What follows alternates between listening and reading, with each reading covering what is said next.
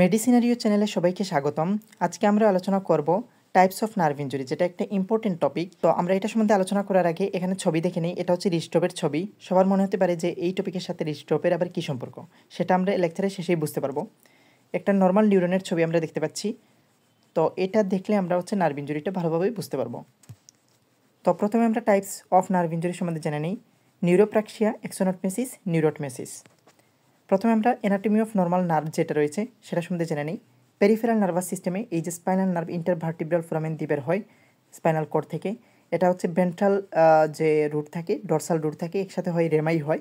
এই রেমাইটা হচ্ছে আবার ভেন্ট্রাল রেমাই এবং ডরসাল রেমাই দিয়ে হচ্ছে সারা অঙ্গ প্রত্যঙ্গকে সাপ্লাই করে। তো এই যে নার্ভ ট্রাঙ্কটা রয়েছে সেটার ক্রস সেকশন যদি আমরা করি তাহলে দেখি হচ্ছে যে এটার কাভারিং রয়েছে এপিনিউরিয়াম। তারপরে এরা অনেকগুলো ফেসিকুলাসে কিন্তু বিভক্ত থাকে এবং প্রত্যেক ফেসিকুলাসে কিন্তু এই নার্ভটা থাকে, তাই না? মানে অ্যাক্সনটা থাকে, নিউরনটা থাকে। তো এই ফেসিকুলাসের কাভারিংটা হচ্ছে পেরিনিউরিয়াম এবং আমরা শেষের নিচের দিকে দেখতে পাচ্ছি যে নার্ভ বা প্রপার যে অ্যাক্সনটা থাকে তার কাভারিং হচ্ছে এন্ডোনিউরিয়াম। তো এটার ইম্পর্টেন্স হলো সেন্ট্রাল নার্ভাস সিস্টেমে কিন্তু এন্ডোনিউরাল টিউবটা সেটা থাকে না, আর পেরিফেরাল নার্ভাস সিস্টেমে এন্ডোনিউরাল টিউবটা থাকে। তাছাড়াও আমরা জানি হচ্ছে যে সেন্ট্রাল নার্ভাস সিস্টেমের যে নিউরোগ্লিয়া সেগুলো 4 ভাগে বিভক্ত: অ্যাস্ট্রোসাইট, অলিগোডেন্ড্রোসাইট, মাইক্রোগ্লিয়া এবং হচ্ছে এপেন্ডাইমা। আর পেরিফেরাল নার্ভাস সিস্টেমের যে নিউরোগ্লিয়া সেটা হচ্ছে সোয়ান সেল। তো এই সোয়ান সেলের যে শীটটা থাকে, নিউরোলেমা শীট বলা হয়, সেটা কিন্তু হচ্ছে রিজেনারেশনে সাহায্য করে। কিন্তু সেন্ট্রাল নার্ভাস সিস্টেমের যে নিউরোগ্লিয়া রয়েছে সেগুলো কিন্তু হচ্ছে যখন ডিজেনারেশন হয়ে যায় নার্ভটা রিজেনারেশন না করে ফিল করে, এটাকে বলা হচ্ছে গ্লায়োসিস। তাছাড়া হচ্ছে সেন্ট্রাল নার্ভাস সিস্টেমে এন্ডোনিউরাল টিউবও থাকে না, যার কারণে হচ্ছে ঠিকভাবে এটা ডিজেনারেশন করতে পারে না। সেজন্য ডিজেনারেশন শুধুমাত্র পেরিফেরাল নার্ভাস সিস্টেমেই সম্ভব। তো এটুকু আমরা জানলাম। এরপরে আমরা হচ্ছে নার্ভ ইনজুরির টাইপস সম্বন্ধে জেনে নিই। তো নার্ভ ইনজুরির টাইপ মোট হচ্ছে 5টা ডিগ্রি রয়েছে, কিন্তু ফার্স্ট ডিগ্রিকে আমরা বলতেছি নিউরোপ্রাক্সিয়া, সেকেন্ড ডিগ্রিকে আমরা বলতেছি হচ্ছে এক্সোনটমেসিস, এবং পরের যে 3টা ডিগ্রি রয়েছে সেগুলো কিন্তু নিউরোটমেসিসের অন্তর্ভুক্ত। তো এখন আমরা নিউরোপ্রাক্সিয়া সম্বন্ধে জানবো। এটার আরেক নাম হচ্ছে ডিমাইলিনেশন অথবা reversible conduction block.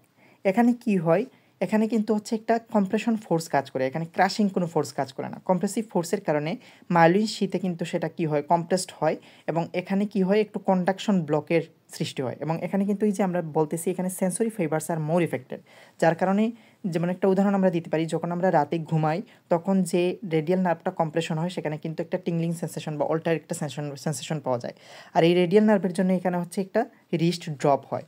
Wrist drop কিন্তু সেটা আবার রিভার্সিবল, কারণ যখন আমরা কম্প্রেশনটা রিমুভ করে দিই তখন মায়োলিন শীটটা হচ্ছে আবার ঠিকভাবে ফিরে যায়, কন্ডাকশনটাও ঠিকভাবে ফিরে আসে, রিস্ট ড্রপটাও কিন্তু কারেক্ট হয়ে যায়। তাহলে আমরা এখানে বলতেছি কম্প্রেসিভ ফোর্সের কারণে এখানে কি হচ্ছে, একটা অ্যানোক্সিয়া তৈরি হচ্ছে, স্কুইজিং দ্য ব্লাড ভেসেল, যার কারণে কি হচ্ছে, সেখানে কি হচ্ছে, ফাংশনটা ইম্পেয়ারমেন্ট হচ্ছে। যখন প্রেশারটা রিলিজ করে দিই ফাংশনটা আবার ফিরে আসে কুইকলি, ঠিক আছে? সেন্সরি নার্ভটা এখানে ইনভলভ হয়।